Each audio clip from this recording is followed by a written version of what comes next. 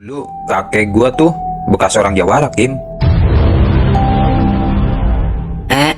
Jawara.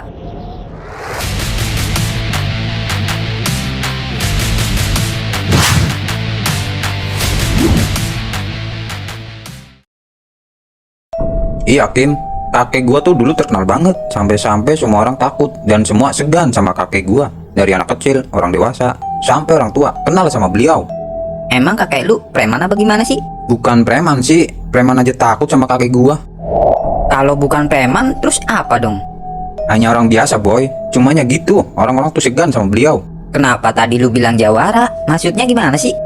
Jadi gini, singkat cerita, waktu kakek gua masih muda tuh jadi pendatang alias merantau di kota orang.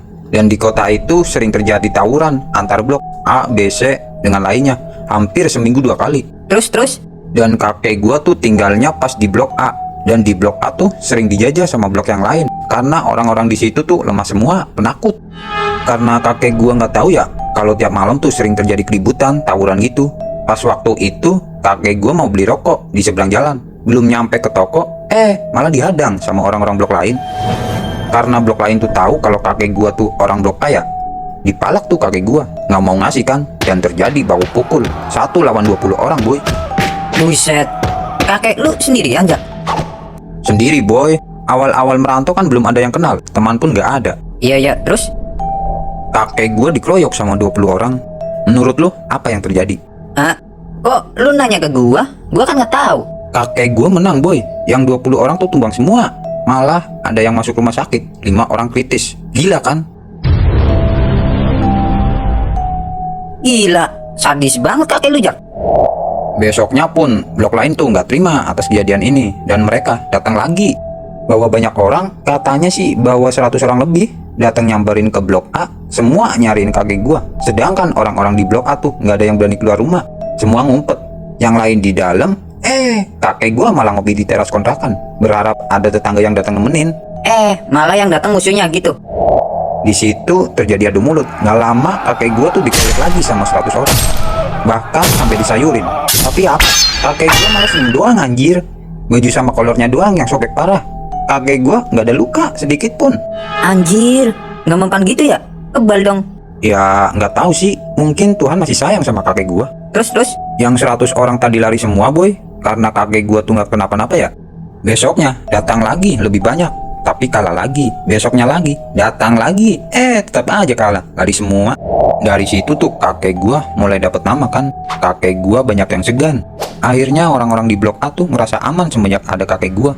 Setiap blok lain ada masalah sama kota lain maupun preman lain, pasti manggilnya kakek gua buat ngedampingin. Singkat cerita, ya mungkin faktor usia juga ya. Kakek gua udah tua, sebelum dia meninggal tuh dia ngasih kalung itu ke gua, boy. Katanya gue suruh ngejaga kalung itu baik-baik. Ya alhamdulillah sih sampai sekarang masih gue simpen.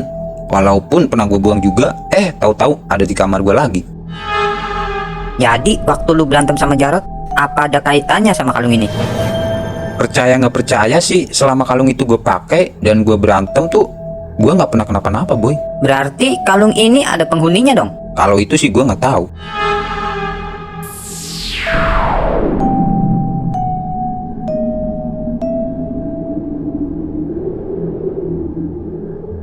Oh iya, Jak, perasaan lu gimana sih kalau lu pakai kalung ini? Perasaan gue ya? Perasaan gue tuh merasa tenang banget, Kim. Walaupun musuh gue banyak dan gue sendiri, tapi gue nggak ada rasa takut sedikit pun. Was-was, gemetar, grogi gitu nggak ada. Hati gue tuh ngerasa adem banget. Oh iya, Boy, selama lu megang benda ini ada pantangan gak sih? Kayak misalnya nggak boleh mabuk gitu. Ya pastinya ada. Apa? Gua nggak boleh ngerusak atau mainin hati seorang perempuan. Maksudnya ngerusak?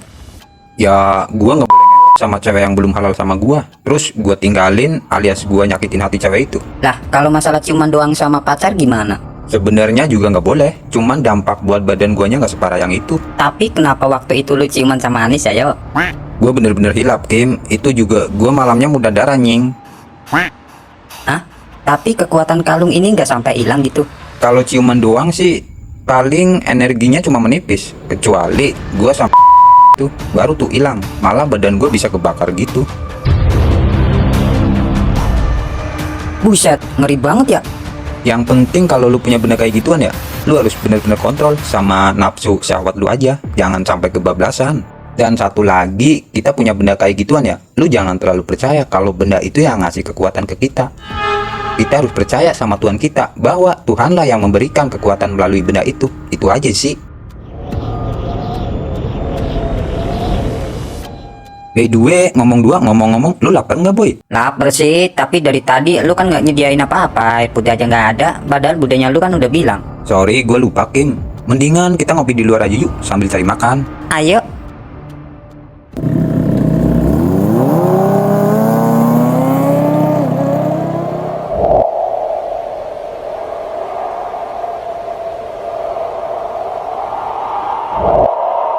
Kagak salah lagi, itu anaknya. Gua harus kabarin Alek. Halo Lek, Gimana? gua ngeliat target kita bersama temannya. Hah? Di mana dia? Gua kirim lokasinya. Oke.